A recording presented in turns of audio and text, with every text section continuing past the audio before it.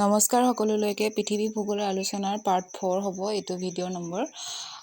প্ৰথম প্ৰশ্নটো লৈছোঁ, পৃথিৱীৰ দ্বিতীয় বৃহত্তম মহাসাগৰ কোনখন? অপশ্যন কেইটা চাই ল'ব। প্ৰশান্ত মহাসাগৰ, আটলান্টিক মহাসাগৰ, দক্ষিণ মহাসাগৰ আৰু ভাৰত মহাসাগৰ।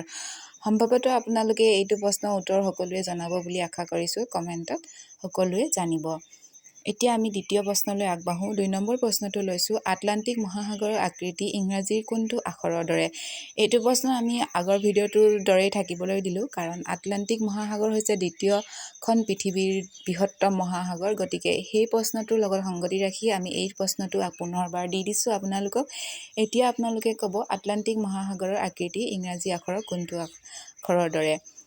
উত্তৰ হ'ব এছ আকৃতিৰ আখৰৰ দৰে। ইংৰাজী আখৰ এছটোৰ দৰে দেখিবলৈ আটলান্টিক মহাসাগৰখন। 3 নম্বৰ প্ৰশ্নটো লৈছোঁ, ফকলেণ্ড দ্বীপ কোন মহাসাগৰত অৱস্থিত? অপশ্যন আছে প্ৰশান্ত মহাসাগৰ, আটলান্টিক মহাসাগৰ, দক্ষিণ মহাসাগৰ আৰু ভাৰত মহাসাগৰ। এনেদৰে বিভিন্ন ধৰণৰ দ্বীপসমূহৰ ওপৰতো প্ৰশ্ন অহা দেখা যায়। এতিয়া আমি সেইকাৰণে বিভিন্ন দ্বীপসমূহৰ ওপৰতো আমি প্ৰশ্নসমূহ ল'বলৈ চেষ্টা কৰিছোঁ। এতিয়া আমি 3 নম্বৰ প্ৰশ্নটোৰ উত্তৰটো পাওঁ, ফকলেণ্ড দ্বীপ আটলান্টিক মহাসাগৰৰ মাজত অৱস্থিত।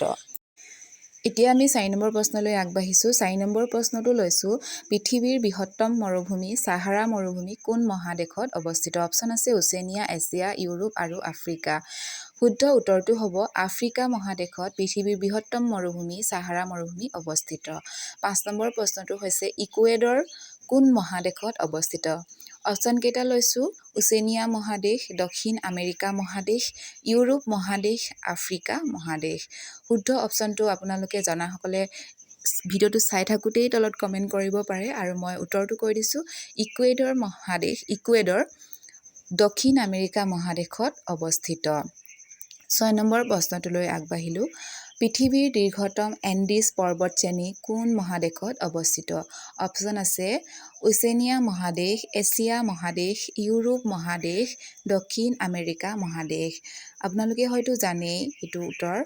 পৃথিৱীৰ দীৰ্ঘতম এণ্ডিজ পৰ্বতশ্ৰেণী দক্ষিণ আমেৰিকা মহাদেশত অৱস্থিত। 7 নম্বৰ প্ৰশ্নলৈ আমি আগবাঢ়িছোঁ, পৃথিৱীৰ উচ্চতম শৃংগ একানকাগুৱা কোন পৰ্বতমালাৰ অন্তৰ্গত? অপশ্যন আছে হিমালয় পৰ্বতমালা, এণ্ডিজ পৰ্বতমালা, আৰাৱলী পৰ্বতমালা, কুনলুন পৰ্বতমালা। পৃথিৱীৰ উচ্চতম শৃংগ বুলি মই ইয়াতে লিখিছোঁ যদিও এইটো উচ্চতম শৃংগ মানে এনেকুৱা শৃংগটো নহয় যে একেবাৰে বৃহত্তম উচ্চতম শৃংগটো। মই মাত্ৰ লৈছোঁ উচ্চতম শৃংগ হৈছে একানগুৱা উচ্চতম শৃংগ তলৰ অপশ্যনত থকা এণ্ডিজ পৰ্বতমালাৰ অন্তৰ্গত। এতিয়া আমি 8 নম্বৰ প্ৰশ্নলৈ আগবাঢ়িছোঁ, মেক্সিকো উপসাগৰ কোন মহাসাগৰৰ অন্তৰ্গত? অপশ্যন দিয়া আছে প্ৰশান্ত মহাসাগৰ, আটলান্টিক মহাসাগৰ, দক্ষিণ মহাসাগৰ আৰু ভাৰত মহাসাগৰ। মহাসাগৰসমূহত বিভিন্ন ধৰণৰ উপসাগৰ দেখা পোৱা যায়। তাৰে ভিতৰত মেক্সিকো উপসাগৰ আটলান্টিক মহাসাগৰৰ অন্তৰ্গত। 9 নম্বৰ প্ৰশ্নটোলৈ আগবাঢ়িছোঁ, পাৰস্য উপসাগৰ কোন মহাসাগৰৰ অন্তৰ্গত? প্ৰশান্ত মহাসাগৰ, অপশ্যন দিয়া আছে আটলান্টিক মহাসাগৰ, দক্ষিণ মহাসাগৰ আৰু ভাৰত মহাসাগৰ। শুদ্ধ অপশ্যনটো হ'ব পাৰস্য উপসাগৰ ভাৰত মহাসাগৰৰ অন্তৰ্গত। আহক এতিয়া আমি 10 নম্বৰ প্ৰশ্নলৈ আগবাঢ়োঁ, আলাস্কা সাগৰ কোন মহাসাগৰৰ অন্তৰ্গত? প্ৰশান্ত মহাসাগৰ অপশ্যনৰ ভিতৰত আছে আটলান্টিক মহাসাগৰ, দক্ষিণ মহাসাগৰ আৰু ভাৰত মহাসাগৰ।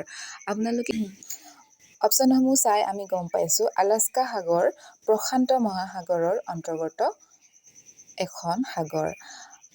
পৃথিৱীৰ 5খন মহাসাগৰৰ উপৰিও বিভিন্ন ধৰণৰ উপসাগৰসমূহ মহাসাগৰসমূহৰ মাজত অৱস্থিত। আজিলৈ ধন্যবাদ। ইমানতে আজিৰ ভিডিঅ'টো সমাপ্ত কৰিছোঁ, আৰু বিভিন্ন ধৰণৰ পৃথিৱী ভূগোলৰ ওপৰত আমি ভিডিঅ' বনাবলৈ চেষ্টা কৰি আছোঁ। আপোনালোকে হয়তো আমাৰ ভিডিঅ'সমূহ চাই সফল হৈছে বুলি আমি গম পাইছোঁ।